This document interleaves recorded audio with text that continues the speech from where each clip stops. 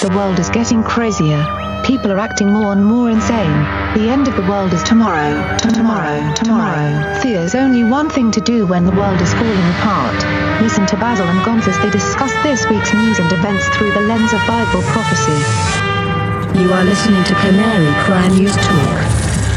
Hey everybody, you are listening to Canary Cry News Talk. Today is May 1st, 2020. And remember, this is episode 192. And this week, May Day Musk Madness. And remember, my name is Basil. And this is Gonz. For some reason, Basil looks transparent on the screen, and I really can't fix it. But this is... it's been a rough week of technology, trying to get us to go live. And if anybody's wondering, we have a Skype connection going between me and Basil. We have OBS running.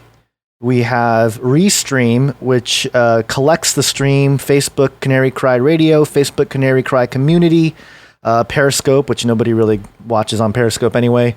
YouTube Canary Cry Radio, DLive Canary Cry Radio, Twitch Canary Cry Radio. That doesn't look like it's connected on my end, at least. And the YouTube Face Like the Sun. It is playing. We got people in there. Okay, cool. So at least you're seeing something. But so we have all that going, as well as all of our, jingle machines and browsers and everything else. So it's a big operation to do this without a producer. So we're producing the show, engineering the show, and hosting the show. Just doesn't always work that well all the time, but hopefully. Well, and especially when you got to rely on the internet company to give you the space you need. That's one of our biggest problems is, we try to do this and the internet company sees all this bandwidth getting taken up and they say, nay, this is our bandwidth, not for you, podcasters. Yeah, especially when we start talking about stuff. But we're here now. We made it. Yeah. Might be. Sorry, go ahead. I think there's a lag between me and Basil. That being said, welcome everybody. It's May Day, and many of you may know it as Illuminati Day. We're going to be talking about all sorts of stuff. In the past, there's all sorts of fun little things that happen on May 1st. So we'll be keeping an eye out for that. And there's certainly things happening now. But first, Gonz, let's we put the call out last show for a food jingle because we're going to be keeping an eye on the food supply chain and everything going on there. So we got a little update. Hit us with that food jingle. Before I do, I'm seeing that OBS was sending out 0 kilobytes per second for a few seconds. So you're probably going to see us cut in and out on the live stream. Just bear with us with that. And if you can't handle it, we understand. If again, RSS feed, download the podcast on your podcast player afterwards. A few hours after the live stream, we usually publish it, and you get a much cleaner, uninterrupted version of the episode in audio. Because again, I'm seeing for some reason our feed out of OBS just keeps dropping to 0. Every once in a while, so we're just gonna have to deal with it. It looks like the connection is still there, so we're just gonna keep plowing through. And yes, we did make the call out for a food jingle, and we got one. Now you are cooking. Can I get 2 hamburgers? Yes, sir. With French fries? Yes, sir. What about an omelet? Sure. Got a couple eggs. I like food. Food is good. I like food. Food is good. I like food. Food is good. I love food. Food is good. Well, this little update here, as everybody knows, I've been keeping track of the food supply chain thing is really something that's been bugging me lately. But today, we got good news. This is from BabylonB.com. Food supply issues means U.S. can no longer sustain entire country of being morbidly obese. Thank you. Thank you very much, Babylon B. Yes. As the shutdown of the entire country starts to affect the food supply chain with meat processing plants and other businesses closing, there are now signs of a looming crisis. Researchers say that the U.S. may soon no longer have enough food to support the entire country's being morbidly obese. Quote, "We're already down to producing only enough food for 5,000 calories per day per person," said nutrition expert Mark Ward. Quote, "If this trend continues, the country will simply not have enough food to sustain the extreme corpulence of every man, woman, and child. We can support everyone being a bit chubby, but that's it." Fear of this disaster has already caused the hoarding of Twinkies, Haagen-Dazs, and canned gravy. President Trump, though, is telling citizens not to worry. Quote, no one is losing a single pound while I'm president, Trump promised. Quote, if we have to, we'll open up our national nacho cheese sauce reserve. Still, Trump said that people may want to eat more cautiously until things are back to normal. Quote, like you might want to look at the recommended serving size on the back and actually only eat that amount, Trump said, holding up a bag of Cheetos. He then looked at the back, quote, 21 pieces, that's not realistic. Okay, don't eat more than 3 times the recommended serving size. Thank you, President Trump. And thank you, Babylon Bee, for what can only be described by some as an incredibly insensitive, satirical article about the food chain supply problem. Well, we were on Babylon Bee before it kind of blew up. You were talking about wanting to maybe invest in it or something. But what I want to know is who's hoarding canned gravy or just eats straight out of the can? Do you do that? Do you get a spoon and just eat Who's gravy? Who's not hoarding? Yeah. Oh, okay. Yeah, you don't hoard canned gravy and eat it just as a fun little, nice little midnight snack. Just get a straw and stick it in the top. You're good, man. That'll keep you going. I'll try it. I'll go to the store and stock up. Okay. All right. Well, it's May Day, Gonz. Yes. And for those listeners who know, they call it Illuminati Day. And traditionally, it's almost like a little holiday for some elites around the world. And lots of funky things happen. It's also a very important day in the occult world. But there's also a lot of other stuff going on where we got our COVID problems happening. Why don't you tell us about what's going on in your side of the world there? Well, first off, let me do this here. COVID. Stop this progress before it is too late. Right here in Southern California where I am at. May Day, conveniently, of course. KTLA 5, demonstrators gather in Huntington Beach after city vows legal action against state's order to close beaches. And if you're watching on the live stream, I'll just play kind of in the background here the video of them, the people protesting. A lot of red MAGA hats. More than 500 protesters gathered in Huntington Beach. It says 500. I think there was way more. I don't know when this article was published. It says 2 o'clock, and I was hearing a lot more than 500 protesters gathered in Huntington Beach Friday after the city announced it would pursue legal action against California Governor Gavin Newsom's order to close Orange County beaches. The Huntington Beach City Council voted 5-2 Thursday night to direct the city attorney to pursue any and all legal actions necessary to challenge the state's beach closure directive. During the press briefing Friday, Newsom said, quote, as it relates to the lawsuit, all I can say is, doesn't surprise me. In the meantime, the city agreed to close beaches Friday in accordance to the governor's order. Quote, we're very concerned about if we happen to be the only Orange County beach open at that point, Huntington Beach Mayor Lynn Samita said, quote, this would be very difficult on our marine safety officers.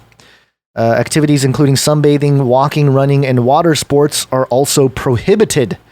Friday's protest was organized by We Have Rights prior to the state's order to close OC beaches in opposition to the state's stay-at-home order. The group, which has demonstrations planned throughout California Friday, demanded that Governor Newsom reopen businesses and churches. Quote, our group is dedicated to the restoration and protection of the rights and freedoms provided under the Constitution of all Americans, the group's website states, and kind of goes on to talk about it. I was hearing a lot more than 500. I was hearing like thousands of people. So I don't know if I don't know who to believe here. I guess I can head down there. If all else fails with the stream, I can just say I give up and I can just head down there and live stream from my phone to see what's going on. But it's starting to happen. People are upset. Yeah. People are not taking this. And it's go ahead. Uh-oh. I think I lost Basil. I can't hear you if you're talking. Yeah. Yeah. Oh, there you I are. know. What's up? I'm having a hard time. You just push through until I fix this. Okay. So I find it very interesting and convenient that on May Day, May Day being a very, the May Day protests in history, right? That being something of significance, the 1886 protest, that people would come out and do this, and maybe it was planned all along. But I'll tell you that, and I've reported on this on past live streams and past episodes of Canary Cry News Talk. I have a buddy who gets to kind of be an ear during calls and stuff with pretty high up military in California, and he was explaining to me well before all of this for a couple months now that the National Guard has been deployed and that they're trying to they're getting all these bullets and all kinds of stuff. And in one of the more recent calls, the whole idea was, hey, we're just preparing for civil unrest. And that was actually this past week that sort of call went out to some of the military folks in California anyway, with the National Guard. And so it's interesting that we're starting to see it now, and hopefully, this isn't some kind of false flag event where some protesters get violent and the National Guard has to get in there and get violent, and we don't want to see that, obviously. But here we go. This is what people have been warning about, and I'm seeing OBS sending out 0 kilobytes per second again, so we're really not streaming right now. And I think Basil's frozen too, because obviously he's not talking and he's not hearing me. So, wow, this is a disaster. I know. This is so crazy. Can you hear me now? You sound like you're on a telephone, but yes, I can hear you. It really is a disaster, and I don't even know if you can. Yeah, okay. Well, I don't know if you can hear me or not, or if anybody is getting any of this anymore, but this is a good time to remind everybody that, this live stream thing is actually more of a supplemental activity for Canary Cry Radio, Canary Cry News Talk, and all sorts of things that we do. We we've been doing the podcast version. We've had our RSS feed, feeding the podcast to the people for almost 10 years now. So if you find that the live stream is a little bit too sketchy for you and it's just not working out or not working out for us, remember, you can go to iTunes or Stitcher or Spotify or wherever you listen to podcasts and subscribe to the podcast feed. You'll get an incredibly, impressively clean audio version of the show there. And so I just recommend everybody go do that, especially on days like today where the internet saboteuring is at its peak. Yeah. How am I sounding to you now, Gonz? You still sound like you're coming through a telephone or Absolutely something. Nothing. Oh, you can't hear me? That's the other problem. You can't hear me. That's a problem just in general in terms of doing the show because, I can barely hear you, but there's obviously a lag between us, and that's not good. But, hey, we're just going to try to keep plowing through here. And just another point to make about the Huntington Beach protesters. There's a lot of people, if you go on social media and stuff, you'll find a lot of people just condemning the people protesting and, making it a political issue and whatnot. And that's just another angle where, people have rights. People have the right to go out and protest. And I think at this point, people are fed up. And this was expected. But I will say, just in terms of the fact that we're on, this is May 1st, and to see, a lot of the big type of protests begin to happen on May 1st, I think is a little convenient. I think it's a little bit suspicious in that sense, but I understand the people and their restlessness with all of this, especially since less than 0.003% of Californians have actually died from the virus. I can understand, and all the alternative media that's available nowadays that are clearly being censored, clearly being, just not shared a lot, especially dissenting views from doctors and people that are within the medical field that have something to say about it that's not with the status quo. They're being silenced, and I think a lot of people are starting to catch on to that. And so, we're just going to have to, we're going to see how, again, I'm praying and hoping that nobody gets hurt with this situation because the National Guard are ready to deal with this type of thing. That was the whole point of deploying them over a month ago and, starting to distribute all kinds of ammo and everything else had to do with this type of civil unrest is what they're going to label it. So, it's something to keep an eye on, and we're going to try to move on here. There's another protest in Michigan that took place, and this one was a little more intense. Basil, can you do it, or do I have to do it here? Shall I try? You can try. You can try. How am I sounding to you now? I mean, it still sounds like you're on. Yeah, you're okay. I'm going to try here. Okay. This is. Go for it. Okay, this is westernjournal.com. Whitmer facing full rebellion as armed protesters storm building. Legislature turns on her. So this is getting gnarly over in Michigan. I know we've got a good amount of Michigander listeners, so listen up.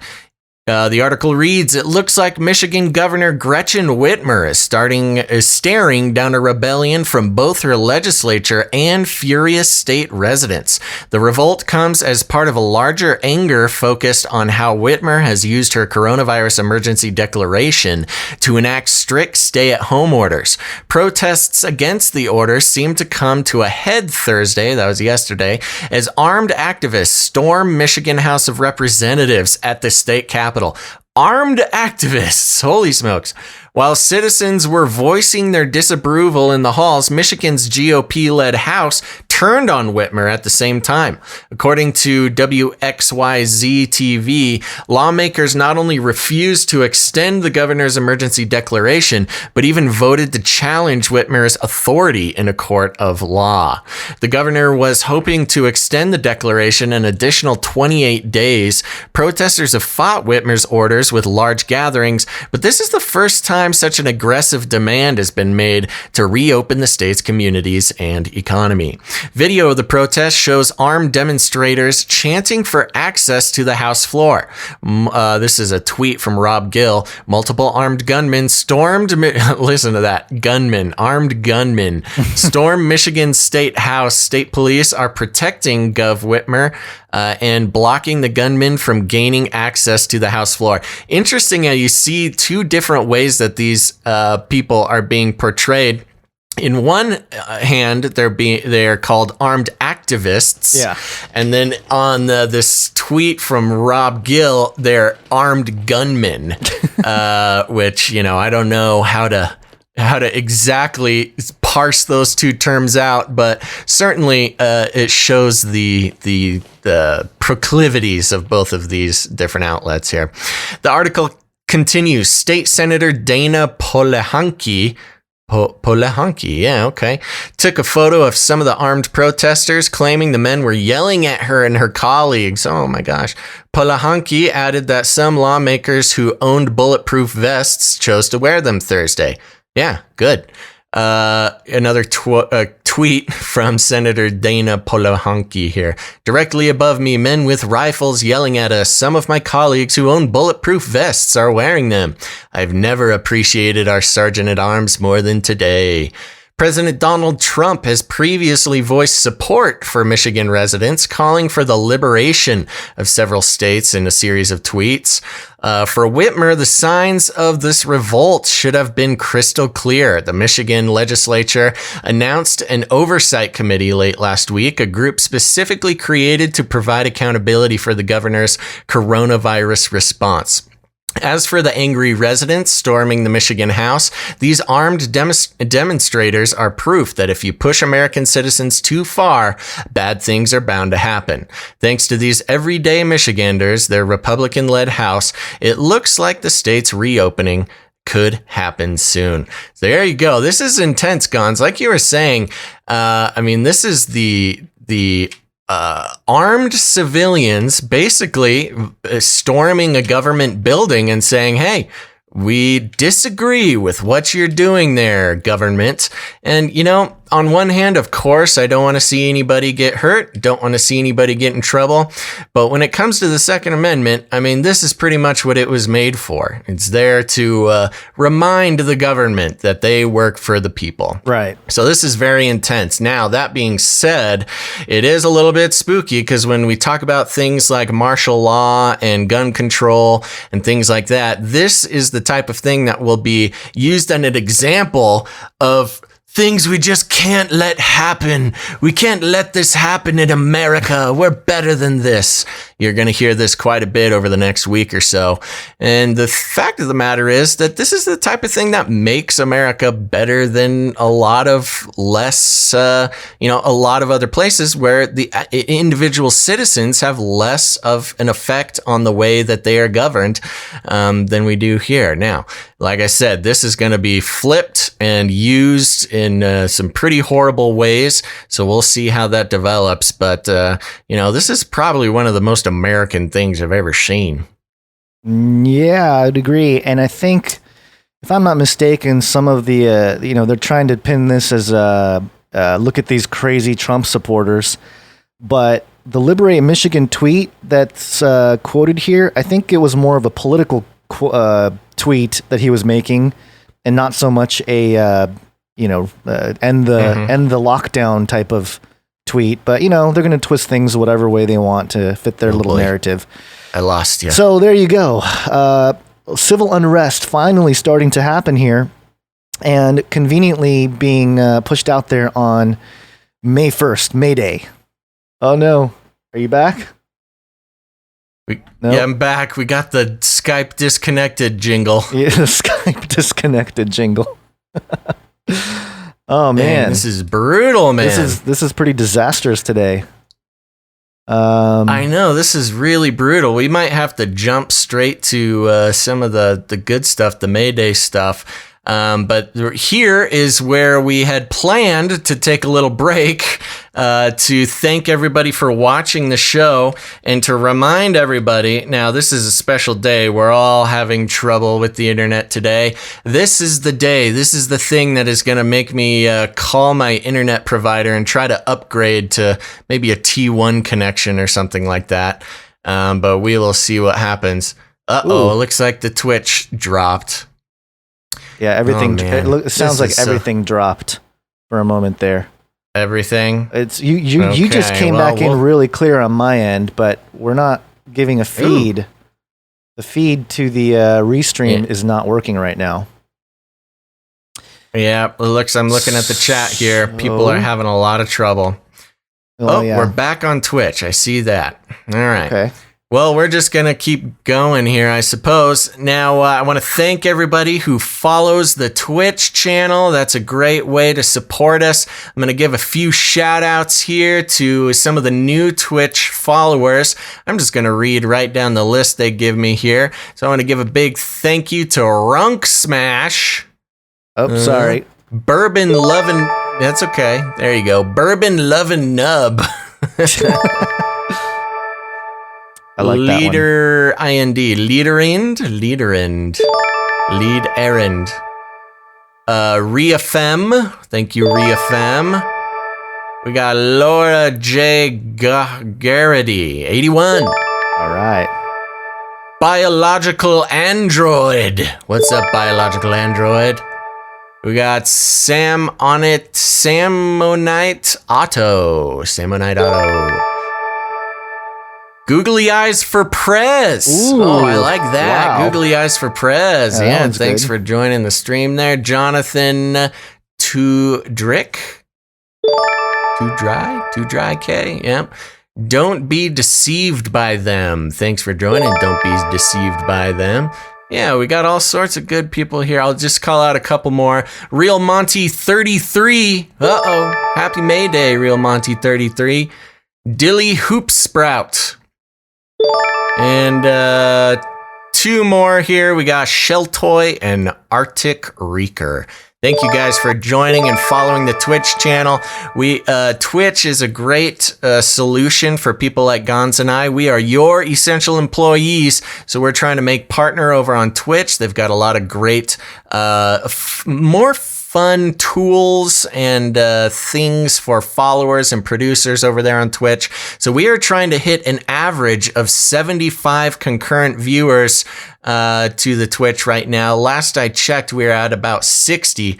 And I know things are laggy. Things are laggy all across all of our streams right now. So please, thank you for giving us a break there. Let's see. We got a new Miss V66. Thanks for joining. So there you go, Gonz. I don't know. I'm going to keep this short because we don't know when we're going to completely lose our ability to keep streaming. Yeah. I will drop the link in the chat just so it's there. Oh, this must be so hard to listen to. Yeah. What do we do? Do I got to get a business link or business internet or something? I don't know what has to change here, but this is just out of control. I don't know. You gotta. Did you upgrade to T1? No, we upgraded to the Gigablast or something. I don't know.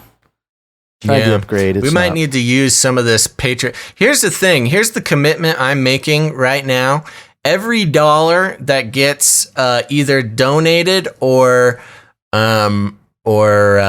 pledged on our Patreon or comes in on our PayPal, whatever money comes in today, Gonz, we're going to put that directly towards upgrading our internet connections. Yeah. What do you think? Can you agree to that? Sounds like a plan. Okay. Yeah, I like that idea. All right, so that's the plan, people. Here's the thing. We are your employees, your essential employees. This is all we got nowadays. And if you guys value the show, you're seeing the problems we're having today. And if you're out there and you can hear this, I don't even know if anybody's hearing this, but if you're hearing this, go to patreon.com/CCNT for Canary Cry News Talk or patreon.com/Canary Cry Radio. Or you can go to canarycryradio.com/support. And here's the thing. Any pledges that come in today, whether it's on Patreon, on PayPal, or a one-time donation on canarycryradio.com/support, anything that comes in today is going directly to pay for Gonz and I to upgrade our internet connection to at least a T1 connection. I mean, that takes, that would be at least a couple $100 a month for us to do that. But I have had just about enough of us getting our connections throttled and ruining the show. So if you are out there, Cindy Wingate is calling us out for a Hegelian dialectic here. Problem, reaction, solution. That's right. This is our version. This is our coronavirus. If you're out there, I'm telling you, anything that comes in today, we're putting that directly towards improving our internet connection. Whatever the money, whatever pledges come in today, that's going to decide.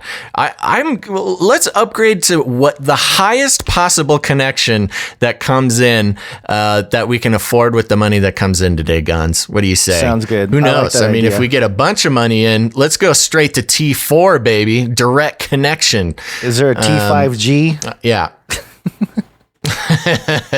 Get that 5G installed right into my headset here. That'll be great. Yeah. No, but I at least want to get to T1.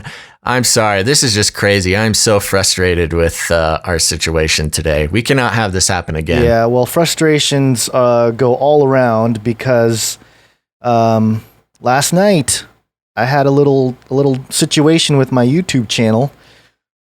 And, you know, I saw an email come in and I was like, son of a bee sting. Because one of my videos, it was about the sin virus, was taken down by YouTube because it was considered, what was it? Inappropriate content. And Why don't you tell a little bit about your sin virus theory? Because you told me this theory, you brought it onto the, you put your sin virus theory out on the show last year, the year before, something like that. It's a really great theory, but this is the video that you made that got taken down. Yeah, so the idea, and I talked about it mainly in Age of Deceit 3, but the idea here is it's kind of an analogy that the sin virus, the sin itself is kind of like a virus for all creation, you know, based on Romans 8, that creation is corrupt and waiting for the revealing of the sons of God.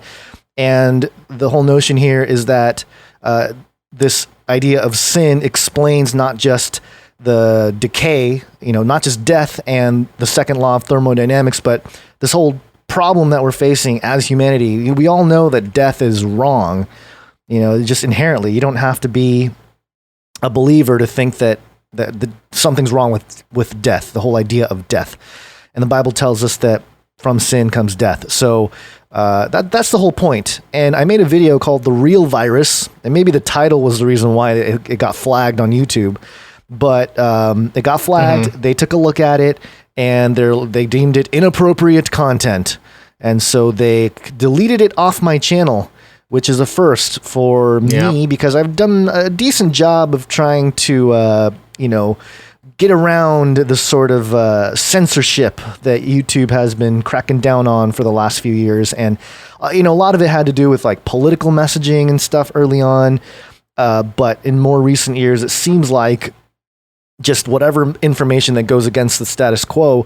And in terms of my video, I think the most disturbing thing about the fact that my video was taken down was that it's an opinion piece really about my worldview and a spiritual worldview. So if YouTube is going to go ahead and start, censoring videos about people's spiritual beliefs, we're talking Revelation 13 in terms of like going after the saints. I mean, we're not there yet in America anyway, but that's kind of where it's headed. And, I did an impromptu live stream last night and got to hang out with some people and chat with folks. But yeah, I was really surprised that they would take it down because, it's just one of those things where, look, I did talk a little bit about the virus, but it really wasn't about the virus so much. It was more about sin. And if they're going to start, censoring religious content, then what are we? Are we in communist China? What's going on here? Hate speech, Gonzo. Hate speech.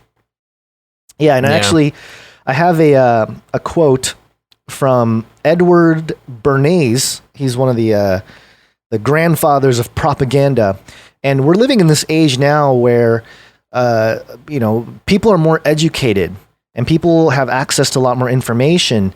And I find it fascinating that he had a quote here about literacy and education and how propaganda works even despite all that. And he said, quote, "Universal literacy was supposed to educate the common man to control his environment. Once he could read and write, he would have a mind fit to rule. So ran the democratic doctrine. But instead of a mind, universal literacy has given him rubber stamps inked with advertising slogans, with editorials, with published scientific data, with the trivialities of the tabloids and the platitudes of history, but quite innocent of original thought. Each man's rubber stamp are the duplicates of millions of others, so that when those millions are exposed to the same stimuli, all receive identical imprints. It may seem an exaggeration to say that the American public gets most of its ideas in this wholesale fashion. The mechanism by which ideas are disseminated on a large scale is propaganda, in the broad sense of an organized effort to spread a particular belief or doctrine. And that's what we're seeing here. We're seeing that battle between the establishment trying to maintain a sort of information authoritarian dictatorship over everybody, against those who are doing independent research and thinking for themselves and doing different kinds of reporting or even experimenting and coming out with opposing ideas, opposing theories, opposing realities than the status quo. And that's where a lot of this crackdown starts to happen.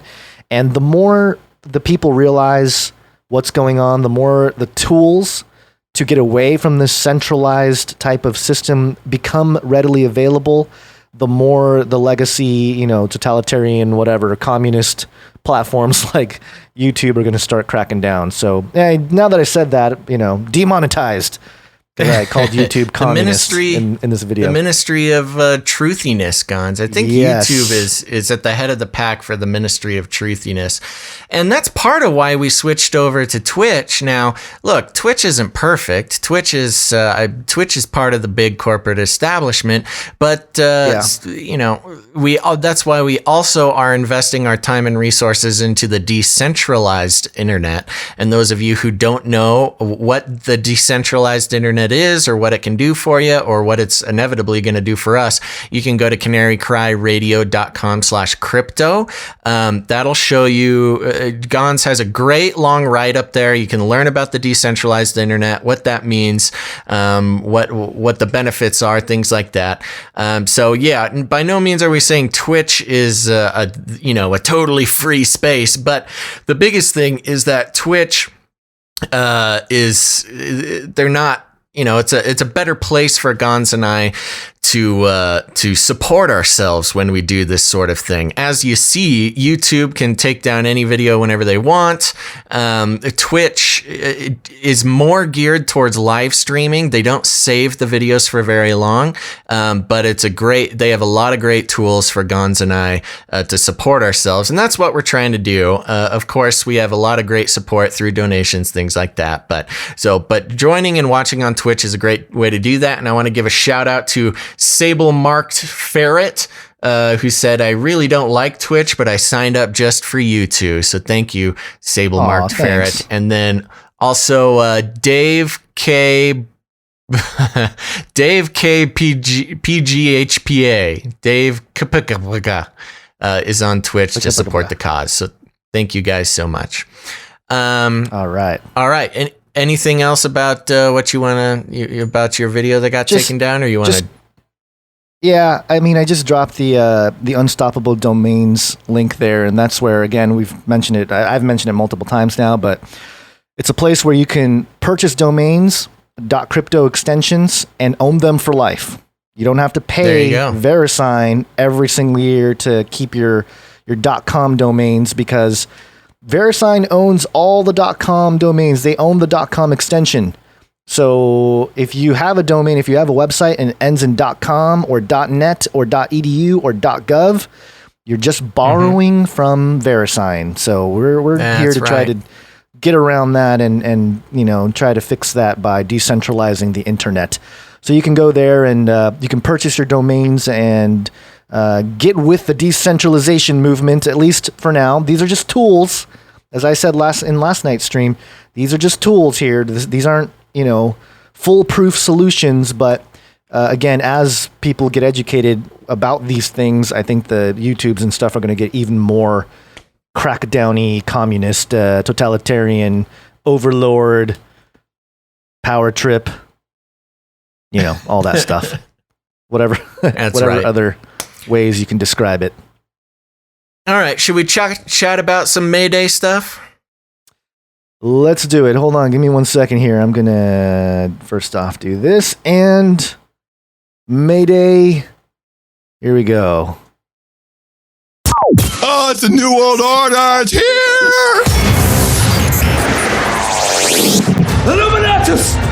Illuminatus. All right. Well, how about we start out from this article on time.com, who's going to give an interesting sort of mainstream rundown of May 1st, May Day. This again, time.com, and the article reads, celebrations on May 1st have long had two seemingly contradictory meanings. On one hand, May Day is known for maypoles, flowers, and welcoming the spring. On the other hand, it's a day of worker solidarity and protest. Through the U.S. observes its official Labor Day in September. Many countries will celebrate Labor Day on Monday. How did that happen?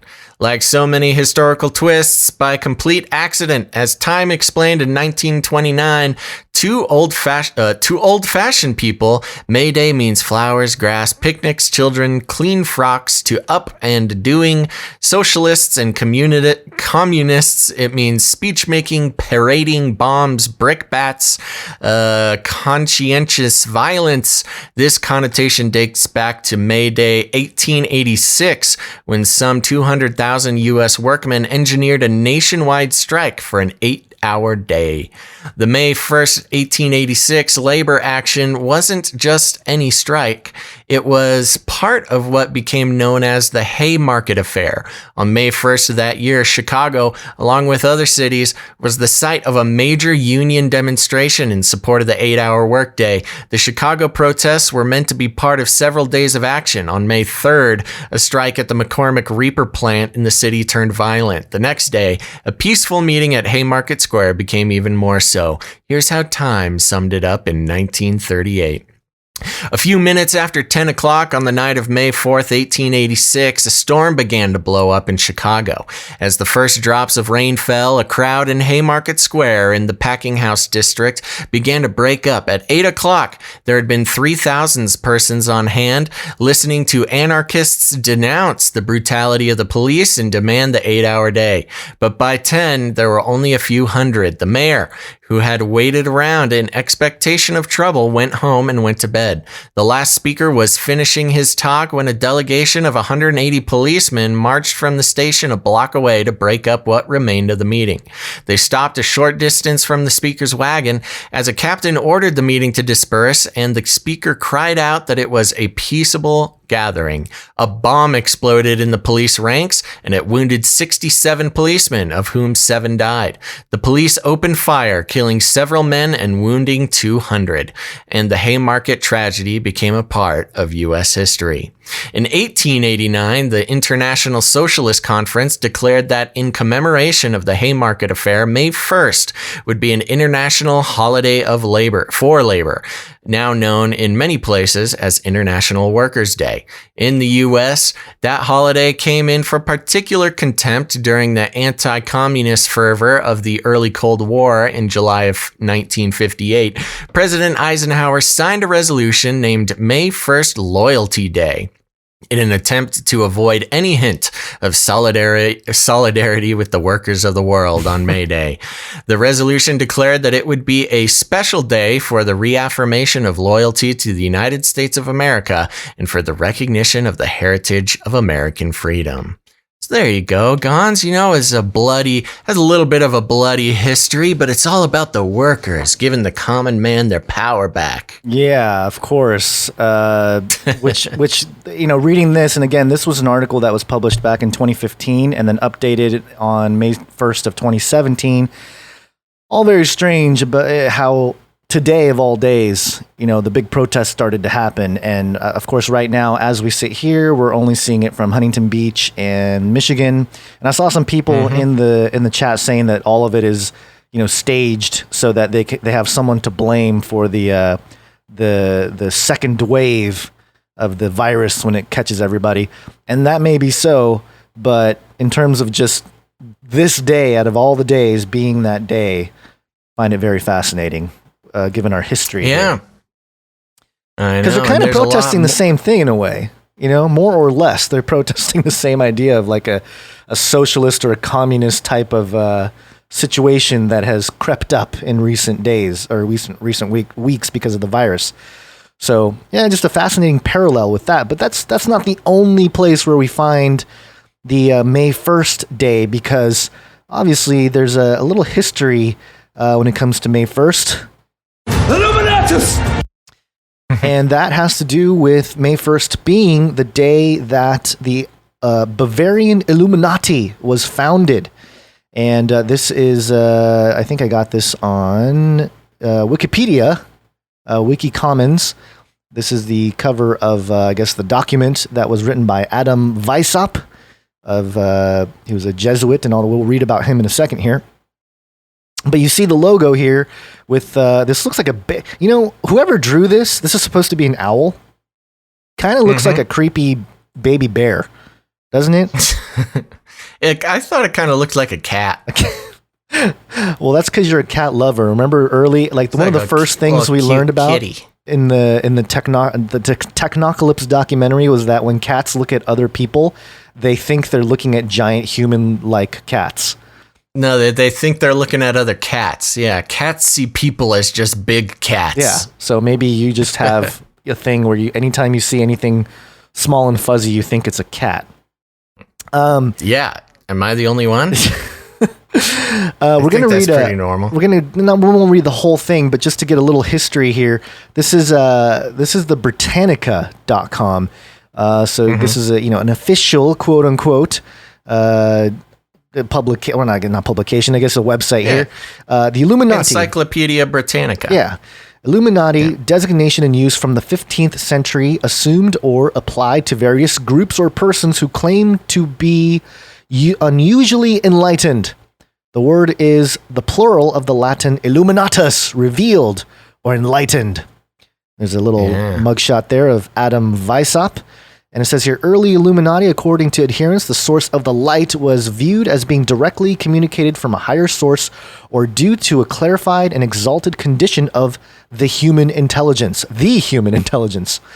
To the former class, belong the Alumbrados, the Spanish enlightened of Spain. Spanish historian Marcelino Menendez y Palayo first finds the name about 1492 in the form Illuminados, 1498, but traces them back to the Gnostic origin and thinks their views were promoted in Spain through influences from Italy, which would be Rome. One of their earliest leaders, indeed, some scholars style her as a pre-alumbrado, was Maria de Santo Domingo, who came to be known as La Beata de Piedrahita. She was a laborer's daughter born in Aldea Nueva, south of Salamanca, around 1485. She joined the Dominican order as a teenager and soon achieved renown as a prophet and mystic who could converse directly with Jesus Christ and the Virgin. Ferdinand of Aragon invited her to his court, and he became convinced of the sincerity of her visions. The Dominicans appealed to Pope Julius II for guidance, and a series of trials were convened under the auspices, I'm having a hard time talking, of the Inquisition. Her patrons, which by then included not only Ferdinand, but also Francisco Cardinal Jimenez de Cisneros and the Duke of Alba, ensured that no decision was taken against her, and she was cleared in 1510. And then it gets into Ignatius of Loyola, and there's a picture of Loyola there. The movement under the name Illumines seemed to have reached France from Seville in 1623. It attained some prominence in Picardy when joined in 1634 by Pierre Guérin, cure of Saint Georgios de Royo, whose followers, known as Guérinets, were suppressed in 1635. Another body of Illuminés surfaced in the south of France in 1722 and appears to have lingered till 1794, having affinities with those known contemporarily as French prophets, an offshoot of the Protestant militant Camisards, and goes into the Rosicrucians and people that taught Hermeticism and Christian Gnosticism, Jewish Kabbalah, alchemy, and all the things of the mystery religions. And then we get to the Bavarian Illuminati, and that's where we get the May 1st date.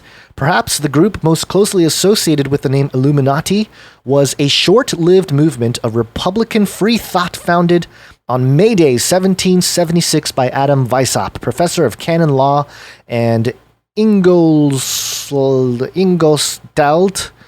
and a former Jesuit. The members of this secret society called themselves perfectibilists. Their founders' aim was to replace Christianity with a religion of reason, as later did the revolutionaries of France and the 19th century positivist philosopher Auguste Comte. The order was organized along Jesuit lines and kept internal discipline in a system of mutual surveillance based on that model. Its members pledged obedience to their superiors and were divided into three main classes. The first included novices, Minervals, and lesser Illuminati. The second consisted of Freemasons, ordinary Scottish and Scottish Knights. And the third, or mystery class, comprised two grades of priest and regent, as well as magus and king. And it goes on here. We'll leave all the links in the description of CanaryCryNewsTalk.com. But there's a quick overview, and there's another National Geographic article that I think Basil will get into here in a second. But there's a lot of history here, and it all ties back to the mystery religions, the Gnosticism, that so much of which were refuted, especially by Paul in the epistles. I think this whole thing has been around for a while, and it's not old, or it's not new at all. Of course, May 1st being an important day in recent centuries, but the ideas go way, way back. And as Bible-believing Christians, we can label them as Antichrist spirit, in my opinion. That's right. And it all goes back to May 1st, 1776, which is obviously an important year for America in general. But, it also ties in a lot, the fact that it was 1776 being an important year for the United States, being founded as sort of a new Atlantis, right. Many members of Freemasonry and, the Illuminati, which formally disbanded, but then sort of merged with Freemasonry and was sort of a secret society within a secret society. But more on that in a little bit. Yeah. For a little bit more information here, we're just reading straight from NationalGeographic.com. So this is, for those who think it's crazy. I mean, hey, National Geographic, and we, on this show, just for the purposes of those who just tune in, there's a lot of information, a lot of blogs, a lot of fringy websites that talk about the Illuminati in all sorts of different ways. But we find it valuable to, for those who maybe want some other sources besides any old blog, not to say that any old blog is not a good source of extended information, but for the normies out there who think Illuminati is made up so Dan Brown could write books and Tom Hanks could make movies, where this is official history that we're going to go through, and anything extending from official history, there's all sorts of fun rabbit holes to go in that direction as well. But here we go. This is NationalGeographic.com. Meet the man who started the Illuminati. How did a Bavarian professor end up creating a group that would be at the center of 2 centuries of conspiracy theories? The 18th century German thinker Adam Weishaupt, who would have been stunned if he had known his ideas would one day fuel global conspiracy theories and inspire best-selling novels and blockbuster films. I don't think he'd be that stunned. No, he'd be like, okay. right as planned. Yeah, perfect. He would have been, yes, the plan is working perfectly. Until he was 36, the vast majority of his compatriots would have been equally stunned to discover that this outwardly respectable professor was a dangerous enemy of the state, whose secret society, the Illuminati, was seen to threaten the very fabric of society. Born in 1748 in Ingolstadt, a city in the electorate of Bavaria, now part of modern-day Germany, Weishaupt was a descendant of Jewish converts to Christianity. Orphaned at a young age, his scholarly uncle took care of his education and enrolled him in a Jesuit school. After completing his studies, Weishaupt became a professor of natural and canon law at the University of Ingolstadt, married, and started a family. On the surface, it was a conventional enough career until 1784, when the Bavarian state learned of his incendiary ideas. Secret papers seized by the Bavarian authorities revealed fascinating details about the rituals of the Illuminati. A novice preparing to pass the higher level of Minerval, for example, had to present a detailed report on the titles of the books he owned, the identity of his enemies, and the weak points of his character. Upon initiation as a Minerval, he promised to sacrifice all personal interests to those of the society. Well, they just happen to leave out some of the shadier parts of that ritual, but that's okay. Also, keep that little part in mind about sacrificing personal interests to those of the society. Keep that in mind as we go on to Elon Musk later. That's right. The article goes on. A closer look at his upbringing, however, reveals that Weishaupt always had a restless mind. As a boy, he was an avid reader, consuming books by the latest French Enlightenment philosophers in his uncle's library. Bavaria at the time was deeply conservative and Catholic. Weishaupt was not the only one who believed that the monarchy and the church were repressing freedom of thought. Convinced that religious ideas were no longer an adequate belief system to govern modern societies, he decided to find another form of, quote, illumination. A set of ideas and practices that could be applied to radically change the way European states were run. So there you go. Even from the beginning, it's focused around not Running thinking countries. that, running countries. It's all about control of societies. Moving on, Freemasonry was steadily expanding throughout Europe in this period, offering attractive alternatives to freethinkers. Weishaupt initially thought of joining a lodge. Disillusioned with many of the Freemasons' ideas, however, he became absorbed in books dealing with such esoteric themes as Mysteries of the Seven Sages of Memphis and the Kabbalah, and decided to found a new secret society of his own.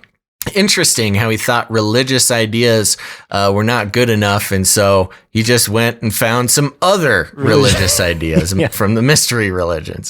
So, what a man of reason. Society of Secrets. Weishaupt was not, he said, against religion itself, but rather the way in which it was practiced and imposed. His thinking, he wrote, offered freedom from all religious prejudices, cultivates the social virtues, and animates them by a feasible and speedy prospect of universal happiness. Yay. Of course. To achieve this, it was not necessary to create a state of liberty. What's that? You said not necessary. Yes. It was necessary. Yeah. Thank you. To achieve this, it was necessary to create a state of liberty and moral equality, freed from the obstacles which subordination, rank, and riches continually throw in our way. He's done a pretty good job there, huh?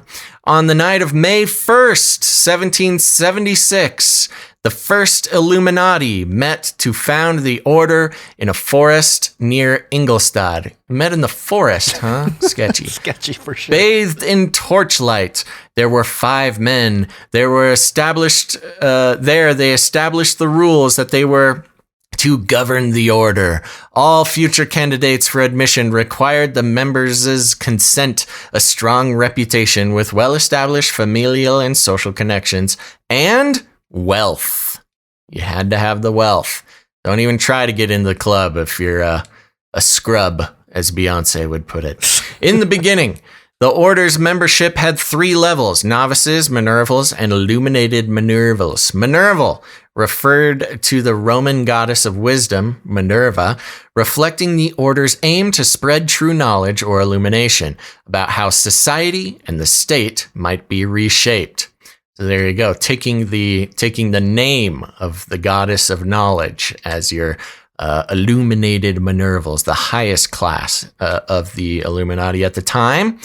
Let's see here. Over the following years, Weishaupt's secret order grew considerably in size and diversity, possibly numbering 600 members by 1782.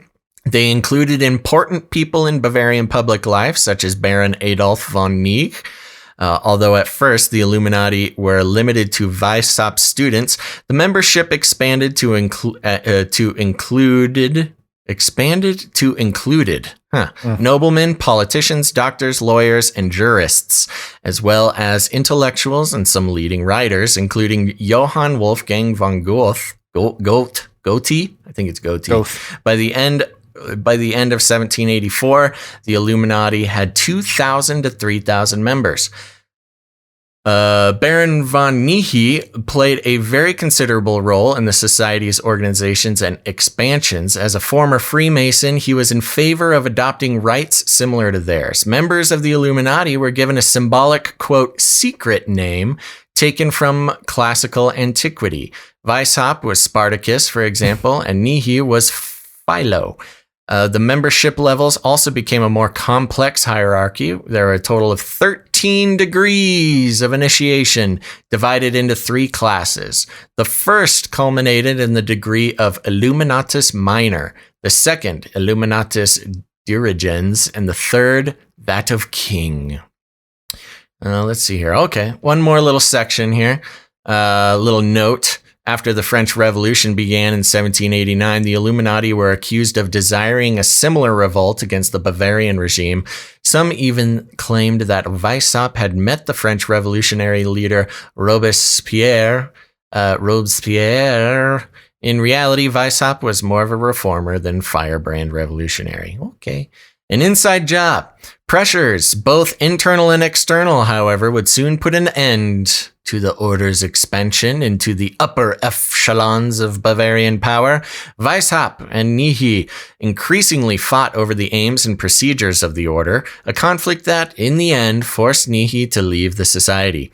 At the same time, another ex-member, Joseph Olschneider, wrote a letter to the Grand Duchess of Bavaria, supposedly lifting the lid on this most secret of societies. The revelations were a mix of truth and lies, according to Olschneider. The Illuminati believed that suicide was legitimate, that its enemies should be poisoned, and that religion was an absurdity. He also suggested that Illuminati were conspiring against Bavaria on behalf of Austria, having been warned by his wife. The Duke Elector of Bavaria issued an edict in June 1784, banning the creation of any kind of society not previously authorized by law. The Illuminati initially thought that this general prohibition would not directly affect them, but just under a year later, in March 1785, the Bavarian sovereign passed a second edict, which expressly banned the order. In the course of carrying out arrests of members, Bavarian police found highly compromising documents, including a defense of suicide and atheism, a plan to create a female branch of the order, invisible ink recipes, and medical instructions for carrying out abortions. Oh, that's interesting. I did not know that. The evidence was used as the basis for accusing the order of conspiring against religion and the state.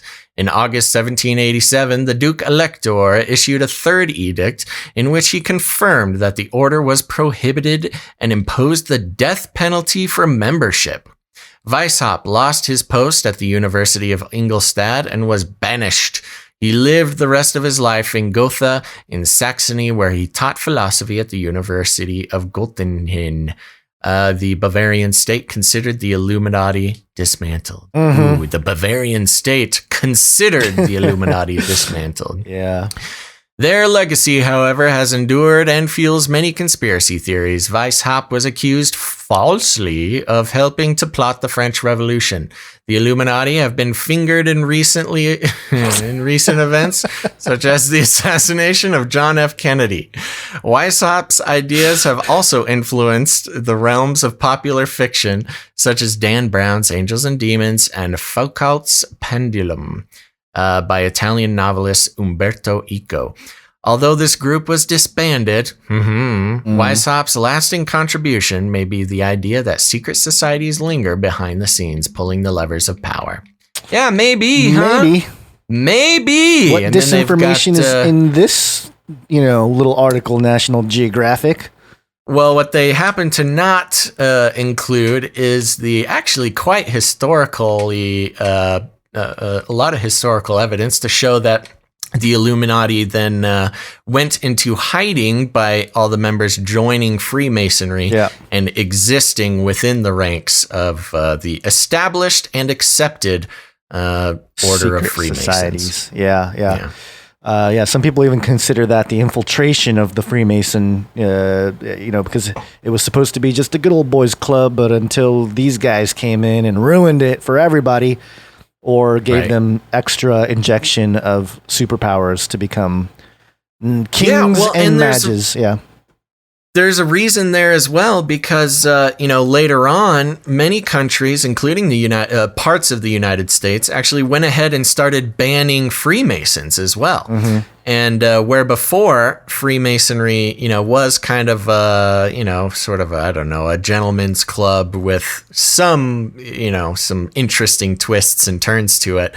Once the Illuminati was sufficiently embedded within the Freemasons and started acting from that group to, pull the levers of power, that's when Freemasons started to get banned as well. Now, of course, that's not the case anymore, but it's interesting how, they joined that group and started getting that group banned from places. So, Yeah. And And got those hiccup burps coming back, man. You know what that means? I know what it means. Illuminatus! Illuminatus. You're showing yourself to be an Illuminatus. I know.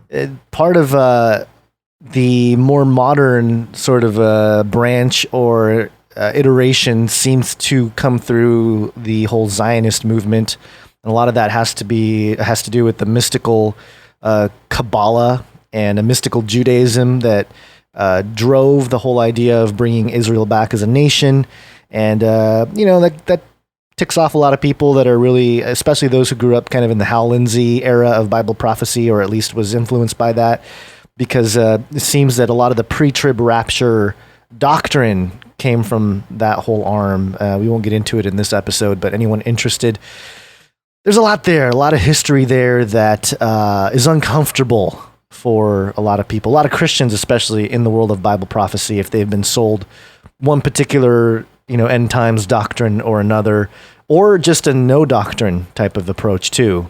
It seems to be very convenient, but we will not go in there, go in those rabbit trails today, because we have to talk about one of the four horsemen of the technocalypse. Anytime you see the four horsemen, it's something special. Transhuman, make way for the Homo superior. Now, I know you're a big Elon Musk fan, Basil. Oh, yeah, I love the guy. Love his weird truck. He's got his 33 million followers. Classic. Ding, ding. And he's been tweeting a lot today, May 1st on May Day. He's I don't know if he's maybe doing his thing there, but I got a few tweets here that I want to go over. First off, there's one where he just basically says, actually, Gonz, yes, real quick, before you do that, we got to take a break. Okay. I know, I'm sorry. We got to take a break. People are pulling up on the Twitch. They are doing it, and they're doing it for us, Gonz. So I got to give out some shout outs. Here we go. Catherine Lozo. Thanks, Catherine. Network Magician 419. One short of 420, Network Magician. Pooley 1976. Welcome to the club. Christian Woman 30. I like that. Straightforward. Vancouver Mark. Resist Through Salvation. Okay, Ooh, very like nice. Thanks for joining. Real Ryan 88, very active in the chat there. Thanks for joining. Runk Smash. Did I already say? Yep, I already said Runk Smash. There you go. You get double call out Runk Smash.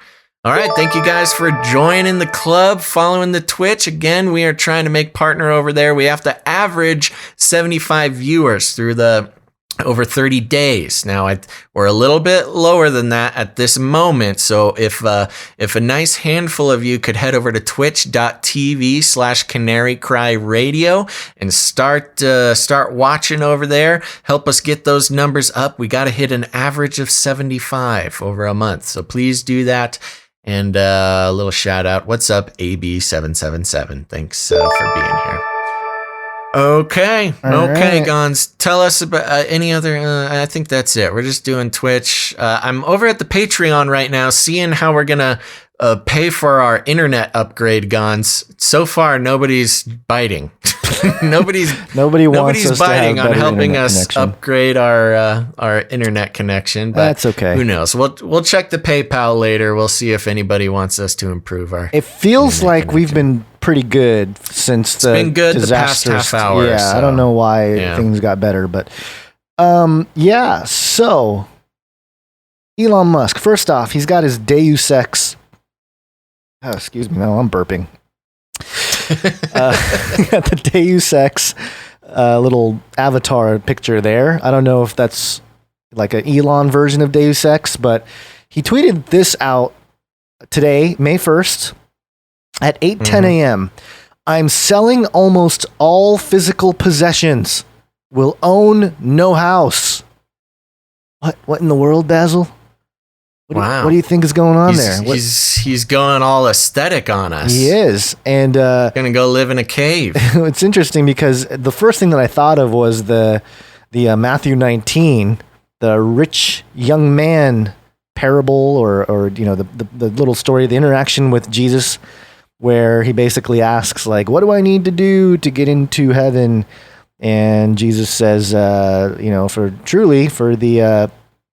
the rich man to enter the kingdom of heaven, it's easier, he says again, this is verse 24, again, I tell you, it's easier for a camel to pass through the eye of a needle than for a rich man to enter the kingdom of heaven. And they were astonished, and they asked, who then can be saved? Jesus looked at them and said, with man this is impossible, but with God all things are possible.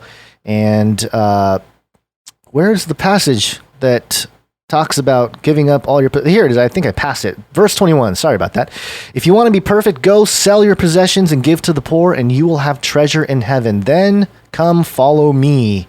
And I don't know. It just reminded me of that because it just seems like Elon's setting himself up to be some kind of Jesus figure here. He kind of turned on the official narrative of the whole COVID thing when he tweeted out something about freedom, like freeing Americans of this whole COVID thing. Free America now. That was back on April 28th, but it's been very interesting to see Elon kind of flip it around here and become a champion of the people, so to speak, in terms of the freedoms and whatnot. And, well, yeah, if you look at his line of tweets today, I don't know if you're planning to go through them. Yeah, we don't have to the go next through all one, of them, but yeah, give I might run back. through them real quick because they're hilarious. Yeah, okay, go for it. The next one, he just says, Tesla stock price is too high, in my opinion. Right. Yes, I saw that one too. And this one, hasn't he gotten in trouble from the SEC or something because of this? This is like the opposite of insider trading. It's he's not supposed to be mentioning anything about stock price as a CEO, but whatever. What are you gonna do? There you go. Because then he continues and says, "Now give people back their freedom." Next tweet, and the rocket's red glare, the bombs bursting in there.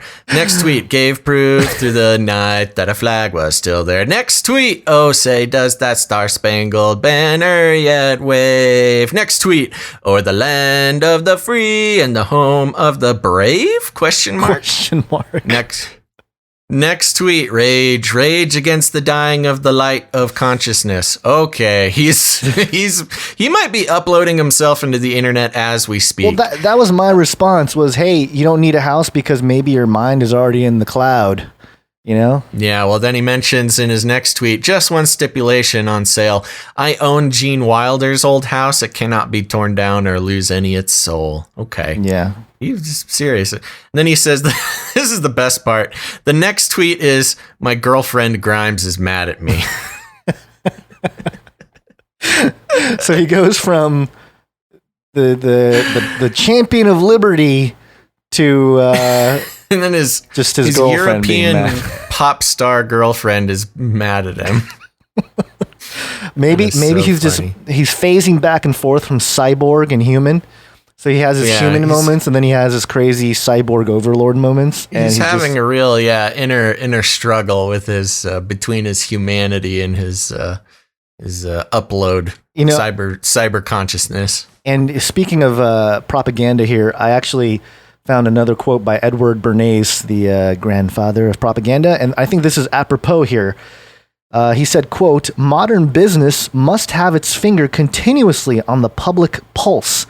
It must understand the changes in the public mind and be prepared to interpret itself fairly and eloquently to changing opinion.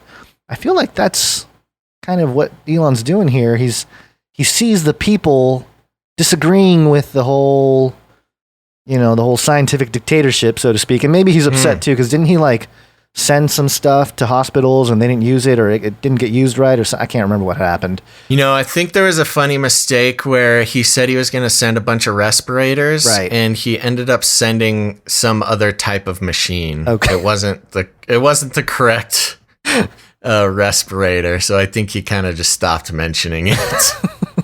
And instead he's just going to sell almost all physical possessions. Yeah, well, we'll see. are you I wouldn't mind owning some sort of Elon Musk relic, you know? I'm sure you wouldn't mind at all. You're going to try his Neuralace? His personal Neuralink. His personal, or Neuralink, I guess. Yeah, Neuralace, Neuralink.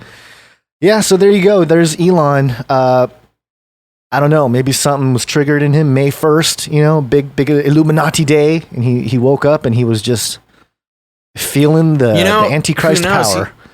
He's wild, man. He actually, one of his crazy tweet rants that happened last year later came out that he was on acid with his girlfriend and was just tweeting away some crazy stuff. Perfect. So maybe he's there's a picture here. I don't know who this Twitter thing is, but yeah, maybe a little psychedelic influence there on totally. Elon and his tweets. He likes his Burning Man. I went looking for him when I was out there at Burning Man with Carl Tykrib and the Camp of the Unknown God, working on some reporting and some research out there. Supposedly Elon was out there that year and just didn't run into him, you know. Too bad. Yeah. All right. Well, we're kind of running out of material for today, and that's actually good because I'm a little bit behind schedule today, so I might need to get going. Okay. But anything else you want to hit before we start landing the plane? Yeah, I got something here. Nephilim update. More. In the last episode, we had a Nephilim update where Christianity.com was talking about Azazel. And it mentioned something about how Azazel was described as like a bird-looking thing. And so it did a little digging, not too much, but there's a little mythology.net article here talking about who is Azazel. And it says here, characteristics, physical description. Originally, Azazel was one of heaven's angels, a gloriously beautiful man with wings on his back. When he sympathized with Satan, he was cast down to earth and became one of the fallen angels. Presumably, the evil that he spread as a fallen angel corrupted his beauty as well. By the time he became a major character in Jewish and Christian texts, he had taken on a demonic appearance. And it says here, the Dead Sea Scrolls describe Azazel as a demon, quote, chained to the rough and jagged rocks of and then I think there's some illegible or irreadable places there, in utter darkness, while the Apocalypse of Abraham describes him as a carrion bird, a serpent, and a demon with, quote, hands and feet like a man's, and on his back 6 wings on the right and 6 on the left. And it says, today, like many demons, Azazel is drawn with red skin, glowing yellow eyes, and a barbed tail. He may also be found wearing goat skulls or dressed in goat bones, since Jewish desert tribes once sacrificed goats to him. And, that description of like a bird serpent reminded me of Quetzalcoatl. Remember everyone was talking about Quetzalcoatl, the flying serpent god of the Mayans and the some of those older what is it? South American empires. Yeah, South American tribes and stuff. So there's that. And then I also have kind of a side Nephilim update. And this one's this one's really disturbing. I don't even know if I want to really show it. I did tweet it out. But I'll go ahead and show the article. I'm not going to show the video because it's just a little too creepy. No one needs to really see it. Watch Arca, this is NME.com. Watch Arca become a cybernetic goddess in the video for non-binary. And the clip reimagines Botticelli's Birth of Venus. And the whole thing is just like this guy-girl thing. The video is called non-binary, but if you can stomach the video, it's basically of a video of this person transform into a cybernetic goddess. And I mean, just all the creepiness that you can imagine from get-go. Yeah, and I saw it too. Well, we'll have it in the notes. It is not for the faint of heart. No. It's really terrible music, but awful music. Even the lyrics are talking about, how proud this person is to be non-binary, not just in the sexual sense, but also part cyborg. Yeah. So yeah, making its way back into the culture there. There was a quick correction, Gonz. It wasn't the Mayans who have Quetzalcoatl. It was That's right. the Aztecs. And I was okay. gonna correct you, but then I kinda, wasn't sure. I did and now feel, chat is checking it for us. No, it's okay, Thanks, chat. because I actually did. Well, as I was saying it, I was like, oh yeah, I think I remembered it's not the Mayans, but it's okay. I and they're empires, not tribes, Gonz. Okay. The Aztecs were more advanced than even most. It's been a European while. Cultures at the time. It's been a while since I right. did the research for this stuff. This was like 2012. It was 2012, research. baby. Yeah. The Return of Quetzalcoatl. All right. So here we go. One last time, I want to thank everybody who's watching us on Twitch. We did scraped by the 75 average that we are shooting for today. Thank you guys so much. That goes a long way towards getting us to where we need to be to help support ourselves. And during this time especially, where you're essential employees. Now here's the thing. We do not believe in selling your attention for advertising. It just doesn't sit right, doesn't feel right to us. Not that we haven't gotten the chance. We do get propositioned, and I use that word on purpose. We get propositioned for advertising by some pretty big organizations here once in a while. Swiffer Wetjet has yet to get my number, but you mentioned them that plenty. being said, we go by the value for value model. If you find value in what we do today and what we've done over the past 8 years, if you have found value in what we put out, not just live streaming here, but the 8 years of podcasts available on podcast players all over the world, it's up to you to return some of that value. If you want to see it keep going, that's the way to do it. And I want to give one big, humongous shout out, because this is the fact of the matter, folks, is we had a lot of trouble early in the show, and all due to our internet connections being throttled, which does not surprise us, happens once in a while. And any Patreon new Patreon pledges or PayPal pledges or anything like that, we're going to put straight towards upgrading our internet connection to keep the quality up and keep things going. Gonz, if you want to pop open the PayPal and see if anything new comes in, Patreon is showing one new pledge. All right. Someone who cares about our internet connection. And this is a big old thank you to, let's see, Jesus Loves Truthers, who came in and is going to help us out with our internet connection. So thank you very much. Jesus Loves Truthers. And if you out there, we're going to extend this policy. Any pledges that come in today on Patreon, that's at patreon.com/CCNT for Canary Cry News Talk. Any pledges that come in today are going directly to upgrading our internet service, so we don't have to hurt through all of these shows like we were today. Yeah, I don't think we have anything. You got the PayPal? Yeah, Nothing new. We don't have anything new. However, we did have. Well, no, we do have some stuff actually. Okay, I'm looking at the wrong time here. Okay, so Guy brings in a good chunk of money. Guy, thank you so much for your support. That's awesome. We got Guy. We got PaulEilers.com throwing in, and Joseph throwing in a little bit as well.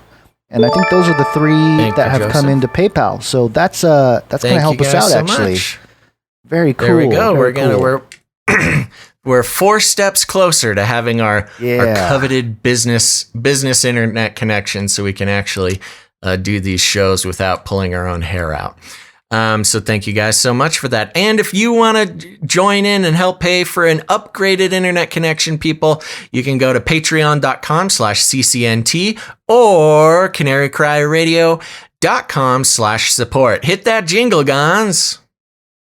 canarycryradio.com/support. Yeah, that's right. And if you want to learn more about the decentralized internet, how we're going to be getting on over there and how you can get on over there, go to canarycryradio.com/crypto. And you can also make some crypto donations to the show there.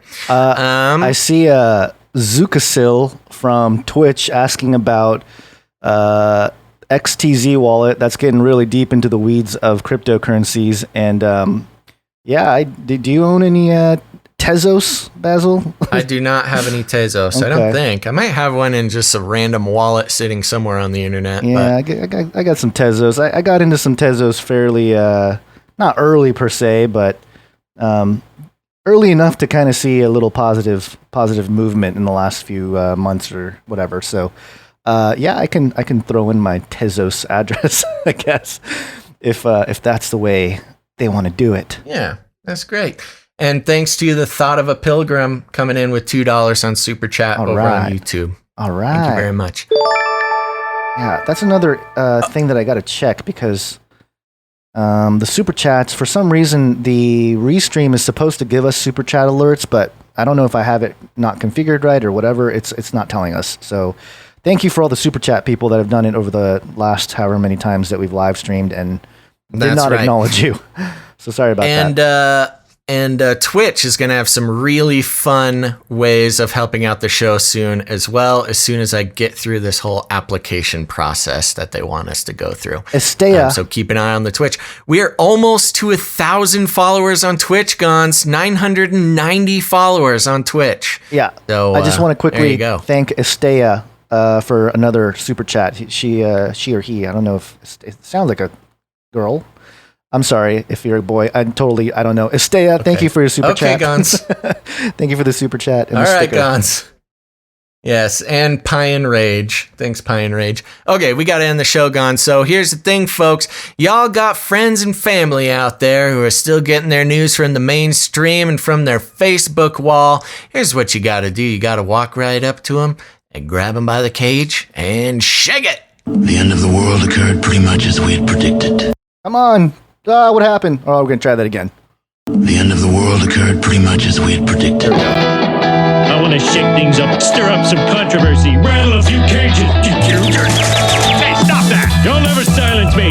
I'm the last angry man, a crusader for the little guy. Leave the bird alone. Never. Rattle a few cages. Rattle a few cages.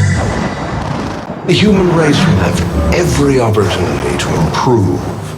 And if they don't? Ask Noah. That's right. Ask Noah. And one last thank you to Incarnate Unlimited for coming in $5 on the super chat. That dude is always here. Good job, Incarnate. Okay, there you go, everybody. Thanks for tuning in to this episode of Canary Cry News Talk. Again, any more pledges that come in today are going directly to upgrade our internet connection. And so you can be part of that. Head to patreon.com/CCNT or canarycryradio.com/support. Thank you guys so much. And make sure to tune in. We are going to be live streaming Monday, Wednesday, and Friday around this time. And so make sure to tune in next week. But until then, folks, think outside the cage. Yeah.